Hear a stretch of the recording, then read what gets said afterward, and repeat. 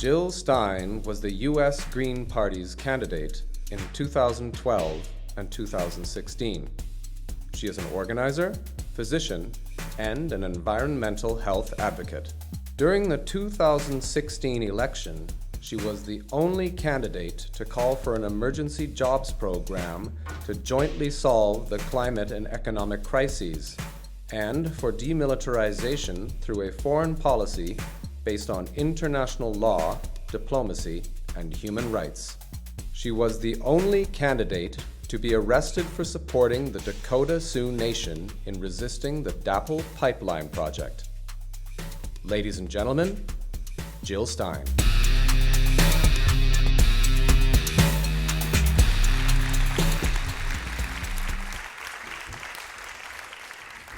It's so wonderful to have you here in Munich. I thought the CIA is going to kidnap you when you were coming this way. So my first question pertains to the Green Party. And I was at a bar a couple of weeks ago, and I'm not an alcoholic, just to put that, because I'm talking a lot about beer and stuff. But I was at a bar, and then I told somebody about this event, and they're like, what, there's a Green Party in the United States? I just thought there's Democratic, Republicans, i.e. the Clintons or the Bushes, with the exception of Obama. So for our young viewers, for the people that are curious, can you introduce the Green Party for us?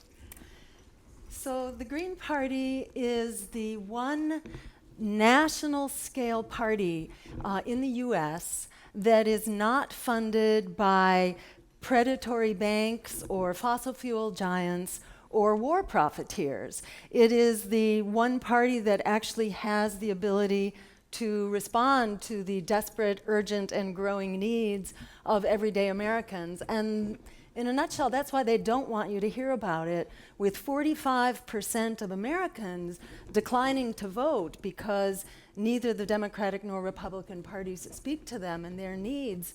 You know, the political establishment does not want people to know about the competitors. I was tricked into running for office many years ago. I had been apolitical for my first 50 years of life, didn't trust the political system or parties because I only knew about the major two. And then Ralph Nader ran, and that was a big awakening for a lot of people. Ralph Nader being?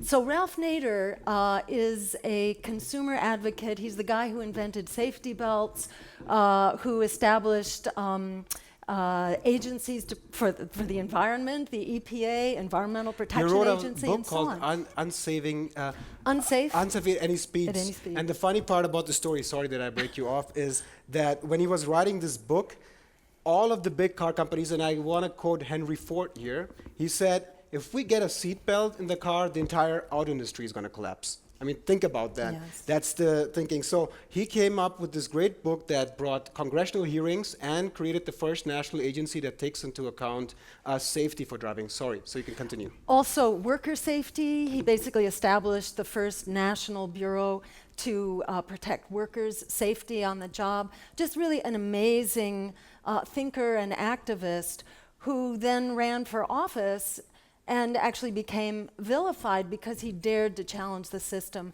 He was running as a Green Party member, and that was the first political campaign that I actually, got interested in in being involved with, because it was different from the Democrats and Republicans, who basically want to sell you a bill of goods in order to maintain their stranglehold, which is the stranglehold of big corporate America, the war profiteers and banks and fossil fuel giants. That's who they're serving. So the Green Party is sort of the opposite of that. And I was tricked into running for office back in 2002 and discovered that there's really a very vigorous and exciting public conversation that the public is really desperate to have. And since then, I've continued building the Green Party as a vehicle for challenging power. It's very important that we have social movements, and at the end of the day, it really is our social movements that are the engine of change. But we have to challenge power at the same time, and our social movements have to work together. And to me, that's what the Green Party makes possible, is for us to challenge power on many fronts. Otherwise, we are divided and conquered. But if we are working together across issues, across geography, across borders, across time, as a political movement, that's when things really begin to change. So I was thinking about a quote, and I don't know who it was from, but that person said, anonymous, that if people who didn't vote had a vote, then all parliaments would be empty. You know, most of them. Think about it, 45% of people didn't vote in the United States. And this is where I get to my next point. There's a Princeton study that came out a couple of years ago talking about the United States being an oligarchy. Then there's this political scientist, Thomas Ferguson, from the Institute for New Economic Thinking, who in congressional elections pointed out that there's a strong correlation between money and votes. You've been in the system. You are a candidate. You were a candidate in 2016 and 2012. Can you tell us about your experience of how you encountered the system? When I first ran for office, it was out of absolute desperation, as someone who was working in the movement to create health care as a human right, to enact campaign finance reform and get the big money out of politics so we can get the people back in, working for the environment as a critical issue for our economy and our health and our survival. I was seeing each movement get beaten back, and when I got asked to run for office, my thought was, might as well try that, nothing else is working, might as well try politics.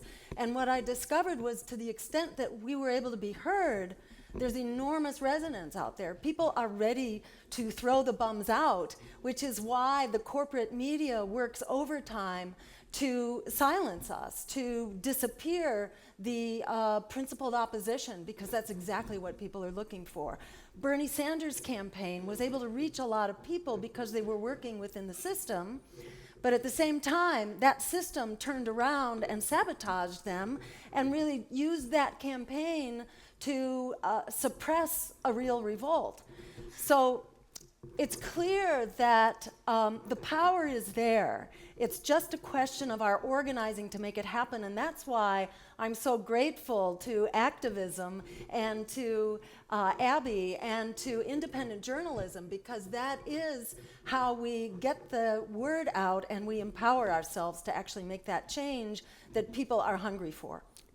You talked about the media, and I did some research last night, and I found out that the Tyndall report, and that analyzes major network news coverage. And they did an analysis in 2015 of 1,000 minutes of broadcast time that was aired during that time, and they came up with the following numbers. Trump received 327 minutes, Clinton 121 minutes, Sanders 20 minutes. You didn't make the list, unfortunately, but it's not an award ceremony. It speaks more for independent media, but I mean, what would be very interesting is, how did you react in the moment? Did you campaign, try to reach out to journalists? Did you guys try to, we tried really hard, and our press director, Chris, we worked day and night to try to get the press to come here today, you know? I know if Hillary Clinton was here, I know if Bernie Sanders even was here, they would be here en masse. Some of journalists have come, so I give that credit due where it is due. But getting back to your campaign, did you guys do anything? Did you guys think about strategies of how to reach the press, and how was their response? Yes, and I first ran for office in 2002, and the strategy of the press, which is essentially to create a complete media blackout on political alternatives. At a time in the last election when 75% of Americans were screaming for open debates because Clinton and Trump were the most untrusted, disliked candidates in modern history, ever on record. So people were screaming for something else. So, you know, the press has to work very hard in order to suppress that revolt. That revolt has already begun. That revolt is happening, and it's growing every day. And over the many years that I've been running for office and seeking to build a politics of integrity to challenge that hegemony, I must say, the movement is growing. The system is self-destructing. The empire is doubling down because it has lost its grip. We have an empire that is teetering at the brink. So it's only a question of when, not whether, that empire will essentially fall apart. And in my view, the more we do to organize, the more we do to encourage groups like yourself, like acTVism, the faster we will break through, and the greater the odds are that we will break through in time, because we're working against a ticking clock, whether you're looking at the climate, at nuclear weapons, at endless war, at austerity, at globalization, and the financialization and hollowing out of our economies, racial disparities, the war on immigrants, you name it. This is the final act. On many fronts, this is the final act. So there's no question that the predatory system that we know is in its final stages. So it's really important for us to do everything we can to prepare for the next stage, knowing that we have on our side the climate, the economy, basically advocates, or shall we say witness, to the unsustainability and immorality of this system. This system is a sinking ship. It's up to us to build that lifeboat as fast as we can. In the campaign, we did everything we could, from your routine press releases, press conference, etc. The time that we really got attention, it was generally when I got arrested or had threat of being arrested. And over the 2 campaigns, I was arrested 4 times for very important causes on behalf of people who were being thrown out of their homes, homeowners, on behalf of Standing Rock, on behalf of the Keystone Pipeline blockade. These were very important issues, and getting arrested for them was both an act of principle, and that it was also a public relations strategy was a good thing.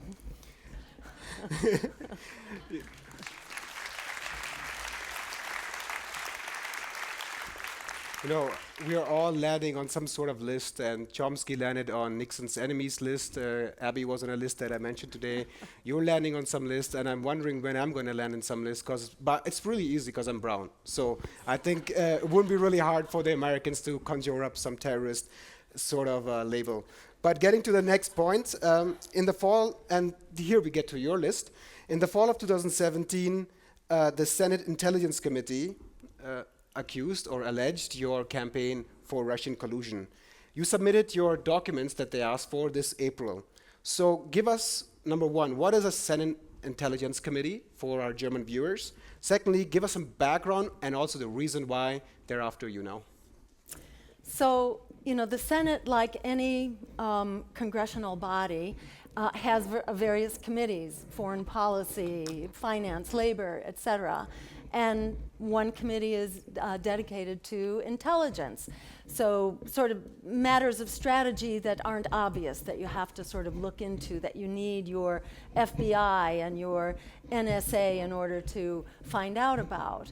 And as I think you mentioned in your discussion with Abby, the Intelligence Committee or community had put out this report that both Abby and I had the honor to be in. And we were both honored with these absurdities that made us out to be very important people, and I appreciate the compliment, but it was completely unsubstantiated.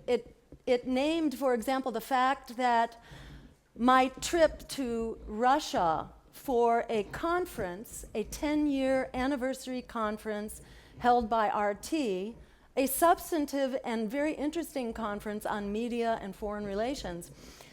It said that my trip was paid for by the Kremlin, and that essentially I was a Kremlin tool, speaking Kremlin talking points and implying that I was in collusion and that the Green Party also was, which is absurd. And I had very concrete proof that this was wrong, because I have my receipts that show that I paid for everything about that trip. which told you right off the bat that their intelligence was not correct. They said that I was paid for, but in fact, I had to prove that it was not paid for by Russia. This was paid for by my campaign. So anyhow, that was used essentially then as part of an ongoing smear to really vilify, to criminalize me as a Russian tool, and as you and Abby were discussing, to make the point that all criticism about militarism or the climate crisis, protests for Black Lives Matter, these are all Russian tools, and these ideas are purely Russian talking points, which tells you what's really going on here. This is a very stupid strategy to try to distract people from the real issues that are going on in our lives. And so I was essentially accused of being in collusion, and I turned over really all of our campaign information that they requested, except where it intruded on our civil liberties. Their request for basically internal political information, which is a part of the Bill of Rights, that government cannot spy on political organizations. You can't do that. So it's not like I had some special material I couldn't turn over, but rather that we were standing up on principle. We were not going to be a party to this assault on our civil liberties, which is actually taking place across the board. Whether you look at the assault on privacy, with the recent Facebook Cambridge Analytica scandal, with 87 million people having their private data taken, that data up to 2,000 data points per person, so that they can weaponize that data and target you with disinformation. That's what's interfering with our elections. The evidence that the Russians interfered with our elections is really minute and, shall we say, not compelling. In my view, the question of interference in our elections is actually a really important question, and that's another reason why I wanted to cooperate. But in fact, the evidence for Russian interference is tiny compared to the evidence for interference by big media that gave $6 billion in free airtime to Donald Trump, twice as much as to Hillary Clinton, because he was, quote, damn good for corporate profits. And the president of CBS, I don't know if you've heard this quote, said, in fact, Donald Trump may not be good for America, but he sure is good for CBS. You know, should that be what is deciding our elections? I mean, he's already dividing the country by saying that. I mean, that means America's something else, and his corporation, which is based in the United States, I mean, isn't that interference as well? Exactly. Or interference by oligarchs like Robert Mercer, who is a very right-wing billionaire investor, really a Wall Street gambler, one of the richest people in America and the world, who funded, by the way, the program called Citizens United, which essentially opened the floodgates to unlimited billionaire money, corporate money, to buy out our elections. So that was coming from this right-wing billionaire who basically intensified the stranglehold of big money on our political system. He's the same guy who was funding Cambridge Analytica, who weaponized our stolen private data. So is that not interfering with our elections? It seems to me that this Cold War, let's put this seems to me away, the Cold War is back, yeah? Yes. And you see that in Syria with 5 nuclear states, Russia, United Kingdom, France, the US, and Israel. These are nuclear states, are flying around the whole airspace. Today we have around 14,175 nuclear weapons, 6,600 owned by Russia, and 6,450 owned by the United States. So there's also this ratchet up of this military industrial complex. And I'm not just talking about the United States, we'll touch on that. But in Germany, there's a huge talk going on right now about Germany needs to increase its international presence in the Eastern Front. And we need not just a bigger military budget, but we need to place troops. We need to make new roads that lead up to this. So where is all of this militarization leading, and what effects does it have on our social fabric? Yeah, so militarization is immoral, unsustainable, untenable, and it needs to be rolled back very quickly.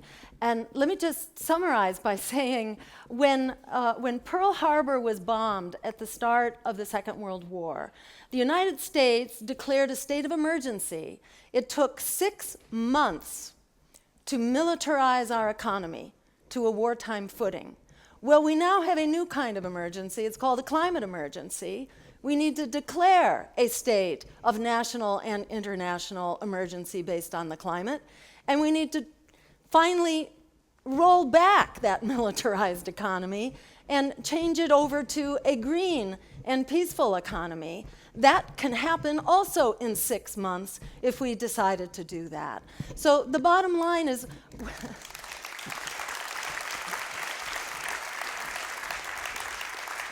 whether we are talking about the climate emergency or the nuclear weapons emergency, among those weapons you mentioned, there are 2,000 of them.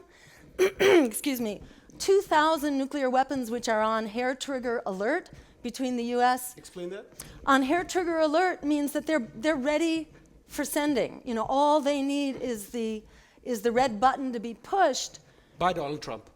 by Donald Trump or by a drunken supervisor. Drunken monkey. Yes, a drunken monkey, for example. Yes, there are, or for a false alert to be sent. There are many ways that those weapons could be triggered, and we are really sitting at the edge of potential catastrophe with nuclear weapons being what they are. And again, the press doesn't let you know that in fact there is a new treaty, a global treaty proposed at the United Nations by the majority of the world's nations to ban our nuclear weapons. We could all sign that treaty right now. What's happening on the Korean Peninsula should be happening all over the world, including in Syria and far beyond. So the bottom line is we could move from a nuclear, militarized, lethal economy to a green and sustainable economy and address in one fell swoop not only the dangers of war, we can turn the tide on climate change, and in fact we can make wars for oil obsolete, wars for oil and fossil fuel pipelines and the rest. We can make the whole war machine obsolete by essentially greening our economies and our energy supply to start with.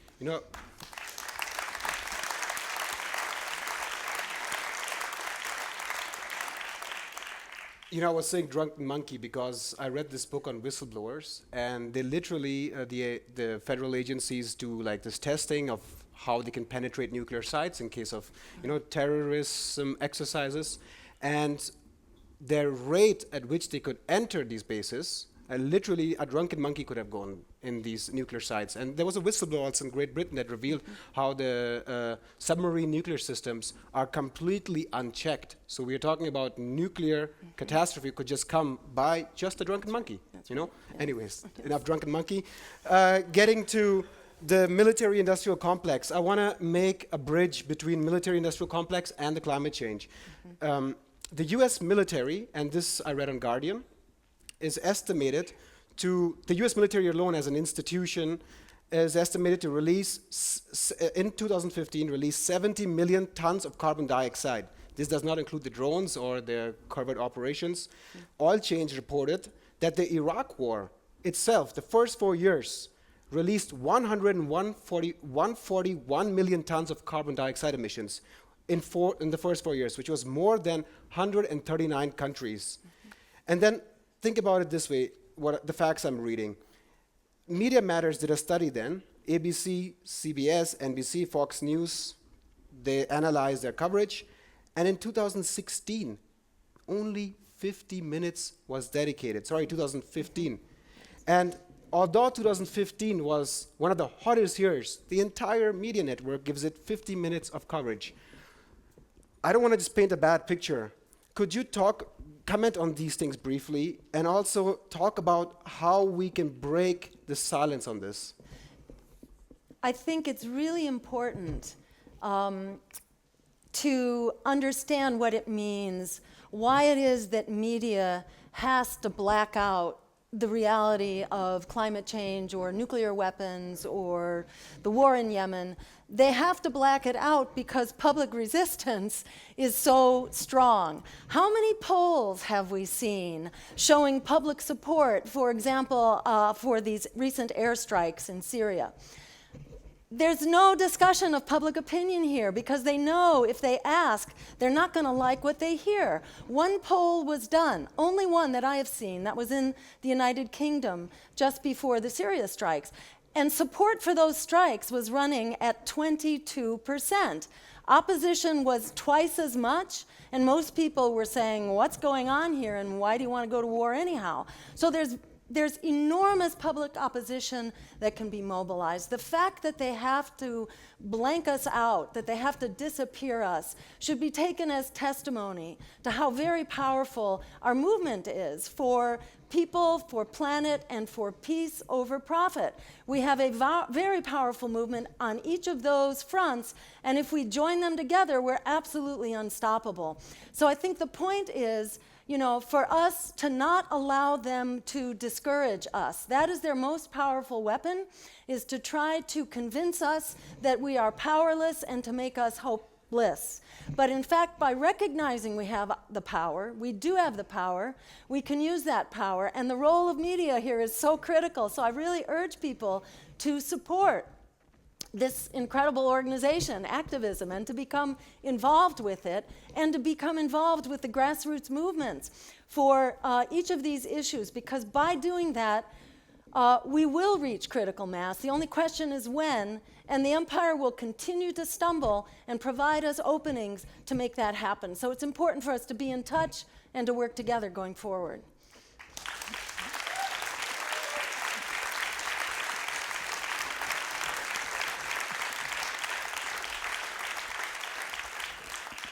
Chris, get ready to receive a lot of emails tomorrow. We'll be working overtime, processing new applicants, but let's see how it goes after this evening.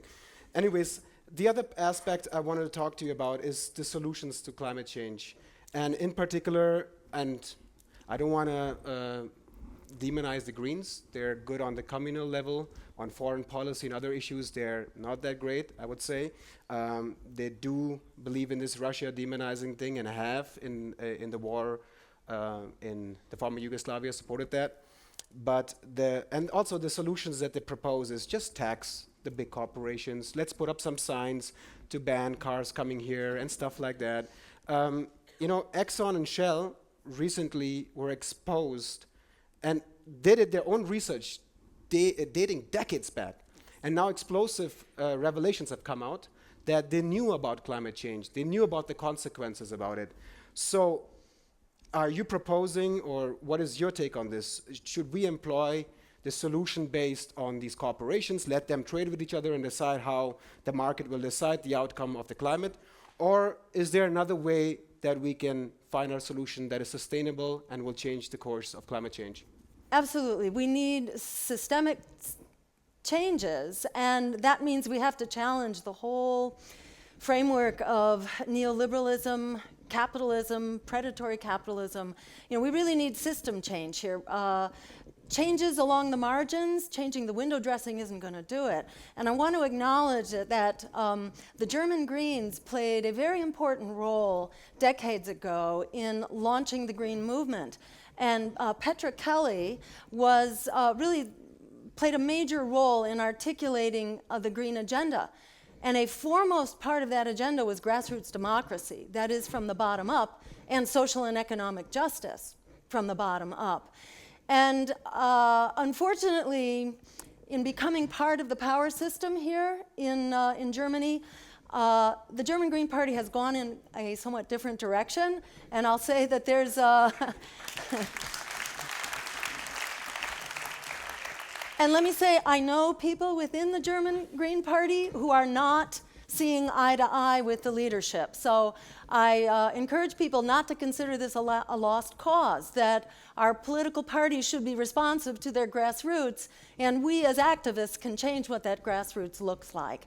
But within the Green parties around the world, there's been a very strong shift to the left that the German Green Party has not been a part of. So you see, for example, the left Greens in the Netherlands, which are now the #1 party in the urban areas. The left Greens in Iceland, which the president is now a member of that coalition.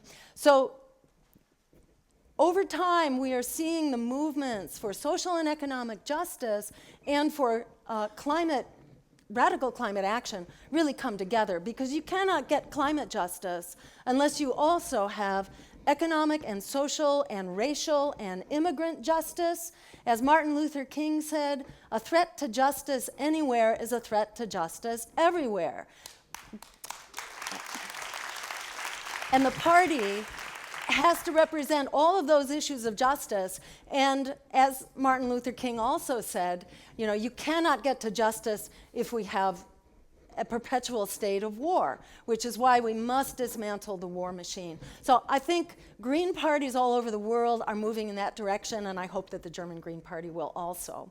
In terms of specific solutions, in many of the Green parties in the US, well, the US Green Party and many other areas around the world are calling for a Green New Deal, which is essentially an emergency program.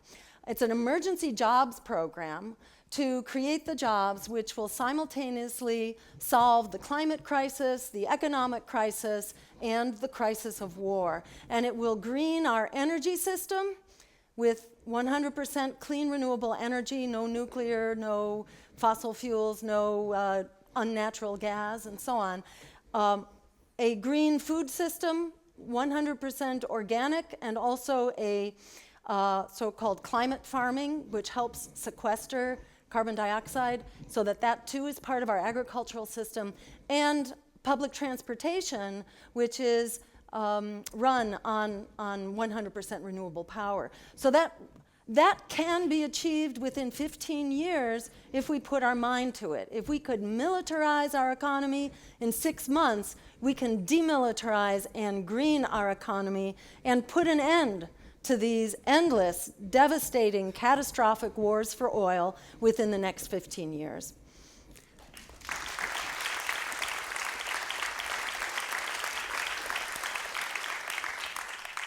If you could look in the future, or if you had a crystal ball in front of you, what do you see?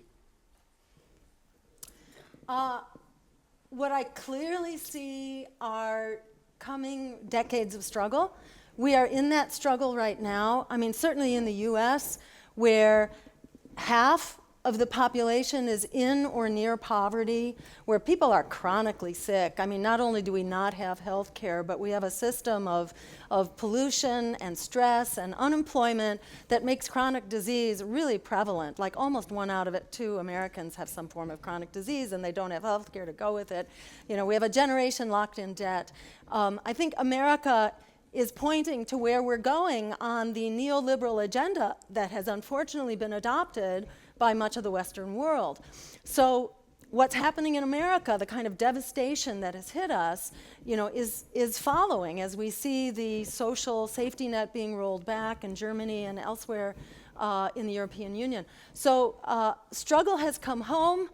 There's devastation where we are conducting our wars, and we have mass refugee migrations that have been created by these wars. And if you think that, what is it now? It's about 63 million migrants on the move, either internally or externally displaced. If you think it's bad now, wait 15 years with the climate, let alone what may happen with the wars.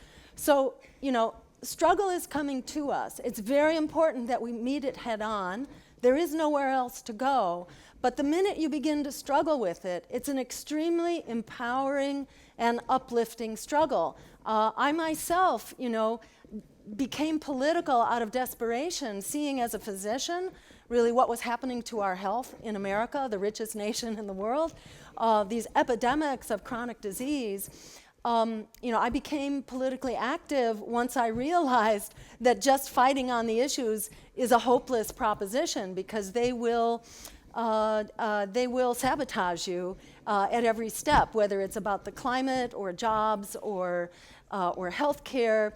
It's a bait and switch kind of system. The system itself has to be switched. The bums have to be thrown out. We need to get together, because the minute we do get together across issues, we are very powerful. And to me, that's what a political movement is. It is a coalition across issues, across time, and across geography that reaches critical mass so we can get the change we need. In the words of Alice Walker, the famous American poet and novelist, the biggest way people give up power is by not knowing we have it to start with. So the inverse of that is by recognizing that we do have power, we can then begin to use that power and to create an America, a Europe, a world, an Africa, an Asia, and so on, a world that works for all of us, that puts people, planet, and peace over profit. The minute we get together to make that happen, we're on our way. So let's make it so.